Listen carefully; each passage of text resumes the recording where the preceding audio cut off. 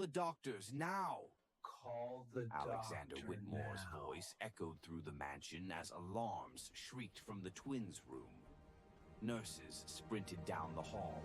One of them shouted that the heart rate was dropping fast. Alexander pushed through the door. "They're my sons. Don't just stand there."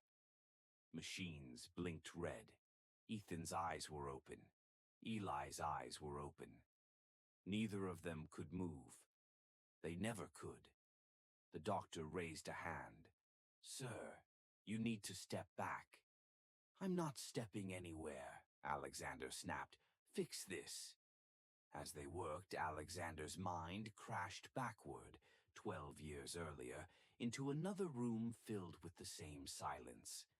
When the twins were born, the doctor hadn't smiled. He hadn't congratulated anyone. He'd removed his gloves slowly and said, "I'm sorry." Those words had followed Alexander ever since. "I'm sorry, they're paralyzed from the neck down." "I'm sorry, there's no cure." "I'm sorry, you should prepare for the worst." Alexander hadn't argued. He just nodded. He was a man who solved problems, not one who begged for mercy. Money moved immediately. Private jets, experimental procedures, doctors flown in from countries most people couldn't point to on a map. Nothing worked. Years passed. The twins grew. Their minds were sharp. Their bodies never responded. At night, Alexander's wife would whisper, "They're trapped." One night she said, "I can't do this anymore." Alexander asked her to stay. She said, "I'm disappearing." She left quietly. Alexander stayed. Someone had to. Back in the present, a nurse shouted, "We're stabilizing." Alexander exhaled for the first time in minutes. If you're watching right now, stay with this story till the end, and make sure you subscribe, because what saved these boys didn't come from power or money. It came from someone nobody noticed. Maria arrived without ceremony. She was older, quiet, hired as a maid because the staff turnover had become constant.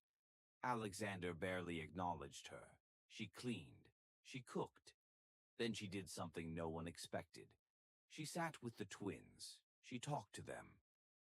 "You're listening, I know you are," she said softly. "You're still here."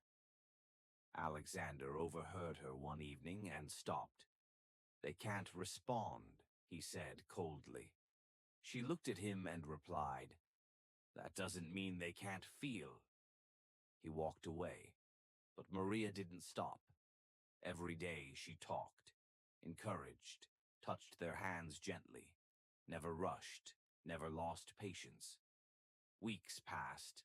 Alexander noticed changes, subtle ones. The twins were calmer when Maria was there. Their breathing slowed. Their eyes tracked her movement. One evening, Alexander came home early. The door to the twins' room was half open. He heard Maria crying. "I lost my son," she whispered. "I won't lose you too." Alexander stepped inside. "Maria!" She spun around, terrified. "I'm sorry, sir. Please don't fire me." Then Ethan's finger moved. Alexander froze. "Did you see that?" he asked. Maria nodded. "He does it when I talk to him." "That's not possible," Alexander said. The finger moved again. Doctors were called immediately. Scans, tests, silence. One neurologist finally said, "There's new neural activity." Alexander didn't ask how. He said, "Don't stop." If you're still watching, comment right now. Was this science, faith, or something else? Maria became permanent, not as a maid, as a presence. She talked constantly. "Try again." She encouraged constantly. "You're doing it." She never gave up. One night, Eli blinked. "Did you mean to do that?" Maria asked. Blink. Alexander dropped to his knees. That blink became communication. Progress followed. slowly, painfully. Then came the night everything nearly collapsed.